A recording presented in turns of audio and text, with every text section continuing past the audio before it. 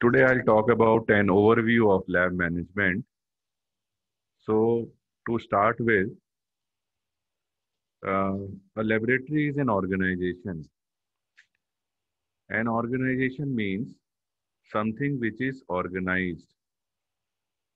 And by organized means that it has various divisions, parts, sections which work together towards a common goal.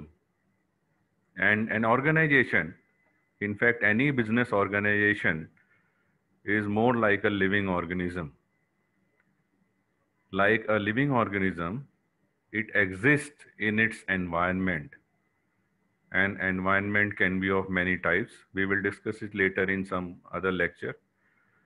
The business environment we will discuss sometime later.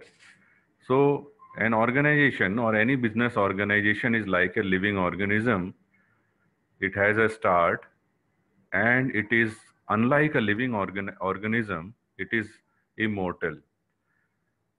It is persistent unless until you shut it down or you close it down, and it exists in a particular social, political, technological, and many other components of environment.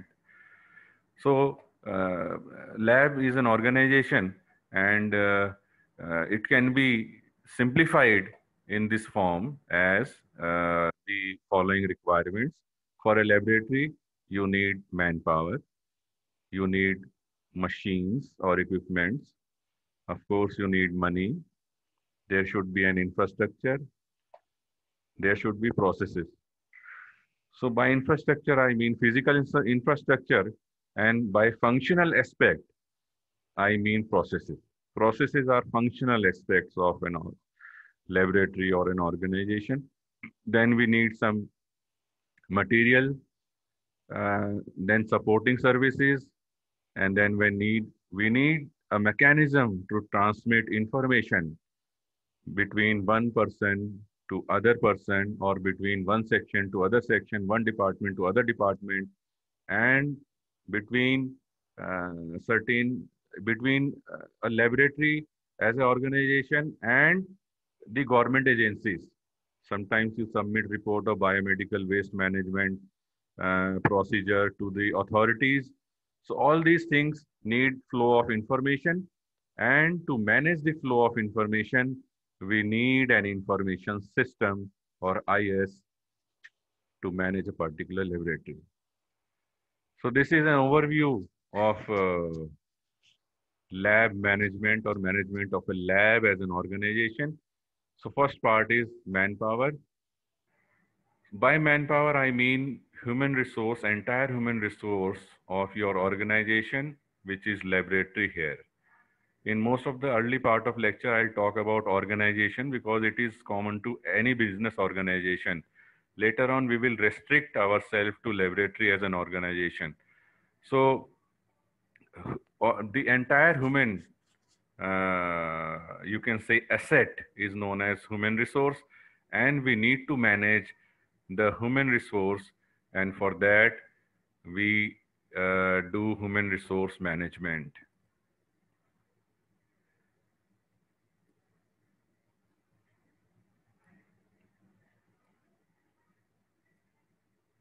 So the subtopics in human resource management are hospital organization.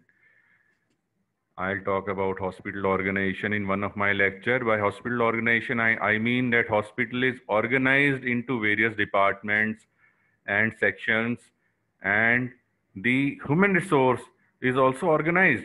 There is a HOD, then below HOD there is another manager, then middle level manager, then ultimately task force or a floor person, then laboratory organization.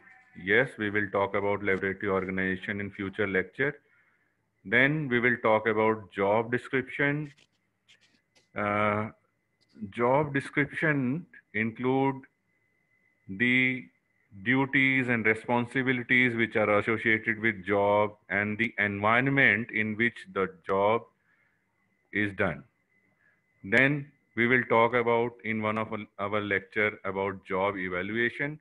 By job evaluation, I mean we compare various jobs and we decide what compensation should be given to the job holder. This is basically the decision regarding the most important compensation of a person is in the form of pay or salary.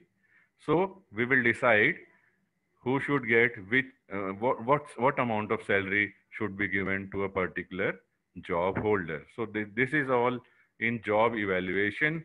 Then we will talk about performance management.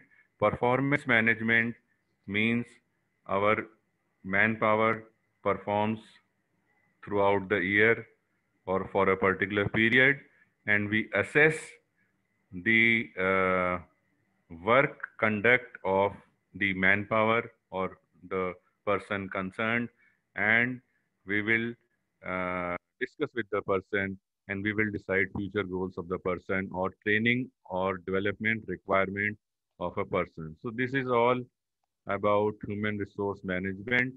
I'll take series of lecture on human resource management uh, under these headings. Then another component which is required is machine.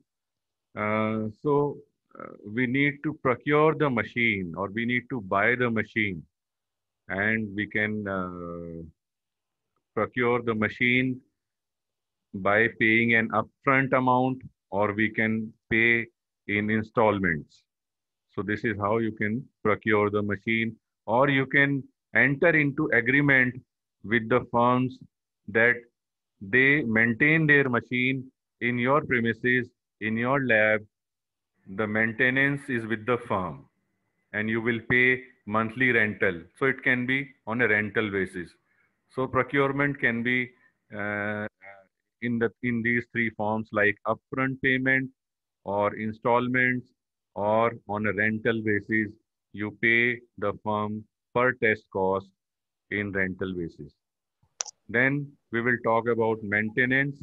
Maintenance of machine can be either a comprehensive maintenance or annual maintenance.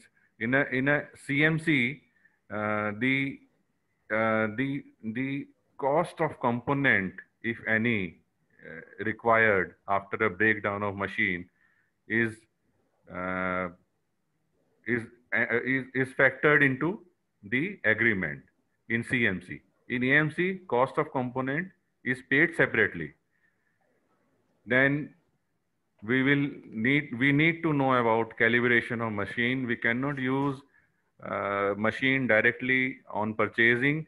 We need to calibrate the machine so that our machine or equipment give our result which are accurate as well as precise.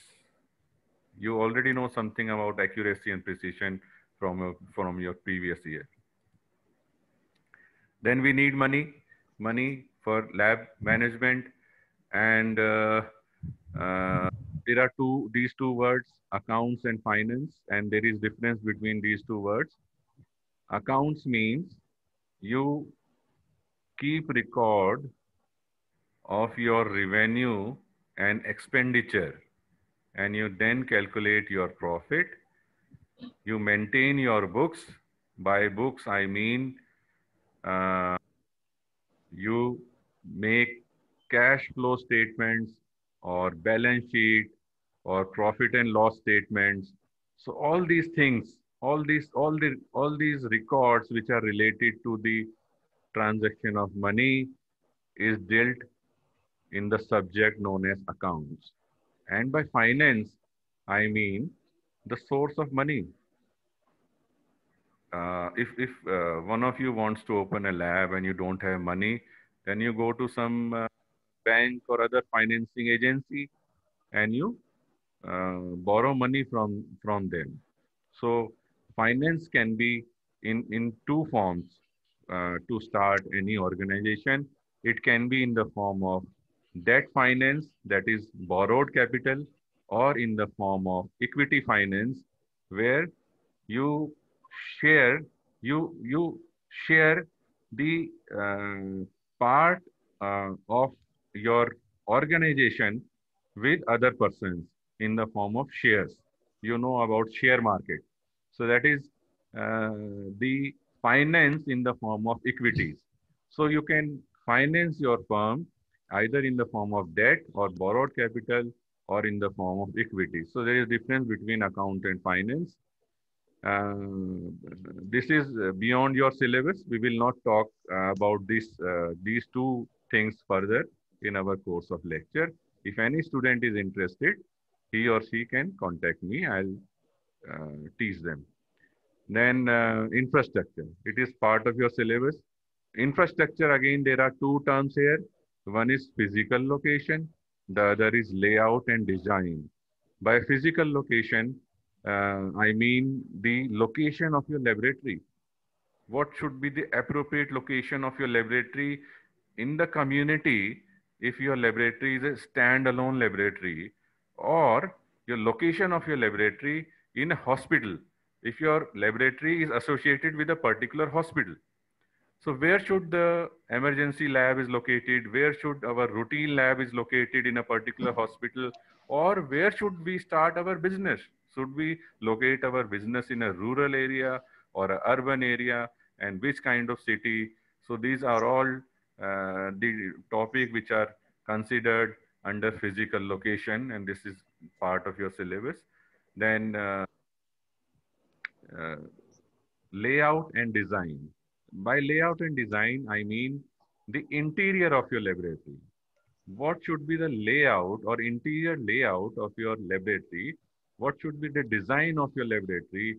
Where you should make reception, where you should make, you keep your centrifuge to centrifuge samples, uh, where should you keep your equipment, how far the equipment should be from the wall, because it should not be touching the wall, because engineer needs some space to repair your machine, and machine also generate heat, so it should be fairly away from wall. Some of the equipment should not be on a table which vibrate. So some of the equipments are sensitive to vibrations, like our hematology analyzer.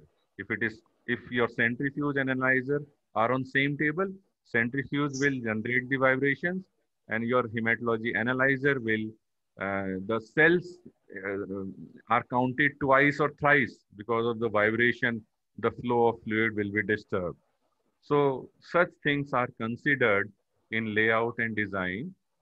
Also, in layout and design, we considered the movement of our manpower. We should not, the design should not be such that there is uh, disturbance in the flow of the laboratory personnel or samples inside the laboratory. So this is about infrastructure. So if you have question in your exam about infrastructure, you will write under these two headings: physical location, layout, and design. Then I talk about processes. So processes are functional aspects, I told you, and in laboratory processes are well defined. It is your clinic.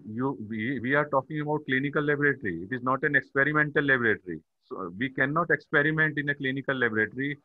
We should have our all the processes defined and written in the form of something known as standard operating protocol or procedures, SOP. Everything is predefined. Technical person follow the SOP religiously, each and every step, because it is a clinical laboratory and it is not a experimental scientific laboratory. We cannot experiment here. Then the other topic under processes is quality control. Quality control can be divided into internal quality control, uh, which is real time, and an external quality assurance. External quality assurance is not real time; it is retrospective. Hence, it is not a control; it is a kind of assurance. Whereas internal quality control is real time; it is actually a control of your laboratory processes. Then we talk about materials, as some of the student was talking about inventory management. Uh, Inventory means the reagents, office supplies. By office supply, I mean rim of paper, A4 size, stationery, and our reagents. So everything, the uh, the quantity which is present in laboratory is known as inventory of those materials, and we need to manage the inventory. And it is a it is a whole topic for a lecture. I'll take lecture on inventory management later on. Then about information system, we need to keep record. One of the student was talking about record keeping. Very good. Uh, and each and every event in a laboratory generate a record. If a technical person is absent on duty, it is a record. If we do hemoglobin, the result will be there, a value of hemoglobin, it is a record. If we put quality control sample, we run quality control sample, it is a record. So everything, if some mishappening occur like needle prick injury or uh, the power breakdown, it is a record. The entire record is kept, and record uh, maintenance is very important, especially if we go for NABL accreditation. Then there is a software known as Laboratory Information System software. It keep record of all the transactions which occur in lab. By transaction, I mean all the tests which are done and the money which is received. So it do accounting also. It keep record of our quality control. So this laboratory information system is a wonderful software which is basically an essential thing because we cannot keep all the records in a paper register form. Then there are certain office applications which are required. Uh, for example, an email software. We use Gmail mostly. There is Yahoo Mail, then Rediff Mail, and there is a software known as Microsoft Outlook for mail, and there are many more softwares. These are office applications. Then we use word processor like Microsoft Word. Then we use PowerPoint presentation like I am taking lecture, and your manager may take lecture for laboratory personnel on PowerPoint. Then Microsoft Excel for calculations. So these are the office applications. So all these are part of information system which is required for laboratory. Then then ethic and legal aspects. Under ethics and legal aspects, uh, ethics is a positive thing and legal is a negative thing, because if we do something illegal, we get punishment, legal punishment, penalty, whatever the thing is, according to law of land. And if we do good things under ethics, we will get rewarded. So ethics is a positive thing, legal is a negative thing.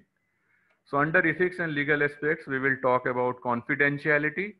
We will talk about consent. We need consent before taking sample of patient, before uh, putting certain test on patient sample. We need consent for that. Then there is something known as malpractice. And then there is something known as negligence. Negligence is different from malpractice. And of course, then sometimes we sometimes we enter into legal trouble.